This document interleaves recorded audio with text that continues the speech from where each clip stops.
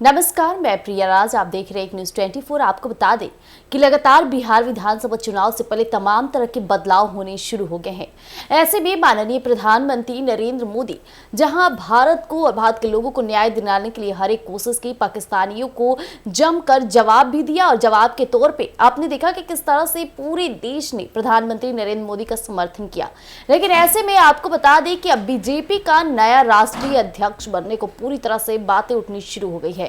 अब ऐसे में बीजेपी का नया राष्ट्रीय अध्यक्ष कौन बनेगा, इसके साथ ही ये भी बात उठ रही है कि कुछ नाम ऐसे हैं जो काफी सुर्खियों में है और जेपी नड्डा के उत्तराधिकारी की रेस में अब दो ही नाम है जो सबसे ज्यादा आगे चल रहे हैं।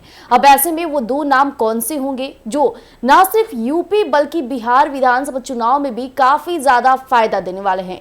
और बीजेपी जब भी फैसला लेती है तो वो तमाम चीजों को नापते हुए लेती है। ऐसे में बिहार विधानसभा चुनाव है, तमाम राजनीतिक पार्टियां कहीं ना कहीं कई समुदाय के लोगों को अपनी तरफ आकर्षित करने का कार्य कर रही है। तो वैसे में बीजेपी भी पीछे नहीं हटेगी, क्योंकि अगर बिहार विधानसभा चुनाव के समय नया राष्ट्रीय अध्यक्ष बनता है तो इसका पूरा असर चुनावी और वोटों पर भी जाएगा। तो ऐसे में हम आपको बताएंगे कि वो दो नाम कौन से हैं जो सबसे ज्यादा चर्चाओं में है।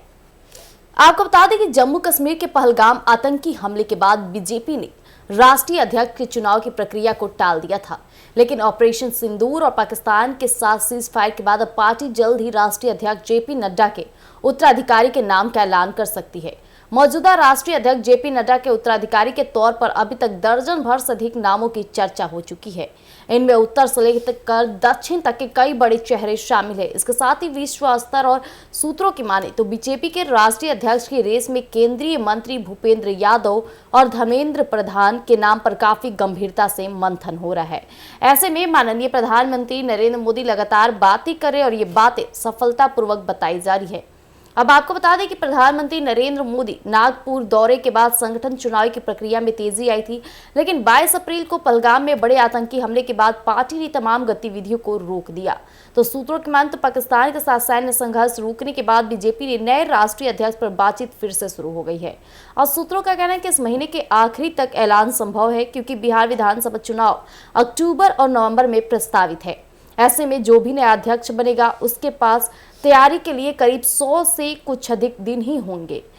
अब सूत्रों की माने तो राष्ट्रीय अध्यक्ष की रेस में भूपेंद्र यादव और धर्मेंद्र प्रधान दोनों बने हुए हैं, लेकिन अनुभव को देखते हुए केंद्रीय शिक्षा मंत्री धर्मेंद्र प्रधान के नाम पर सहमति बनने की अधिक ज्यादा उम्मीद जताई रही है। तो वहीं पे आपको बता दें कि भूपेंद्र यादव और धर्मेंद्र प्रधान की जोड़ी तमाम राज्यों में बतौर प्रभारी अच्छा रिजल्ट पार्टी को दे चुकी है। हालांकि पार्टी आला कमान क्या फैसला लेगा यह ऐलान होने के बाद ही पता चलेगा। जैसा कि हमने आपको बताया कि वो दो नामों में से भूपेंद्र यादव और धर्मेंद्र प्रधान का नाम सबसे ज्यादा सुर्खियों में। कहा जाए तो ये अपने कार्यों को कार्यभार संभालते हुए काफी अच्छा रिजल्ट ला कर दिए हैं। ऐसे में लोगों का इन पर भरोसा भी कायम है। आपको बता दें कि पहलगाम आतंकी हमले के बाद तमाम राजनीतिक पार्टी की गतिविधियों पर रोक लगा दी गई थी, लेकिन ऐसे में फिर से बीजेपी के राष्ट्रीय अध्यक्ष की बातें उठनी शुरू हो गई है और ये जो दो नाम काफी ज्यादा सुर्खियां बटोरी। ऐसे में प्रधानमंत्री नरेंद्र मोदी किसे जेपी नड्डा के उत्तराधिकारी के रूप में पेश करेंगे, जो आगे चल करके बिहार विधानसभा चुनाव में भी काफी ज्यादा फायदा देने वाले हैं। कहा यह भी जा रहा है कि ओबीसी से अब राष्ट्रीय अध्यक्ष बनेंगे, जो कहीं ना कहीं आने वाले बिहार विधानसभा चुनाव में एक अच्छा सकारात्मक संदेश भी लोगों के बीच जारी करेगा। तो ऐसे अपडेट के लिए हमारे साथ जुड़े रहिएगा। एक न्यूज़ 24 पर दीजिएगा इजाजत। धन्यवाद।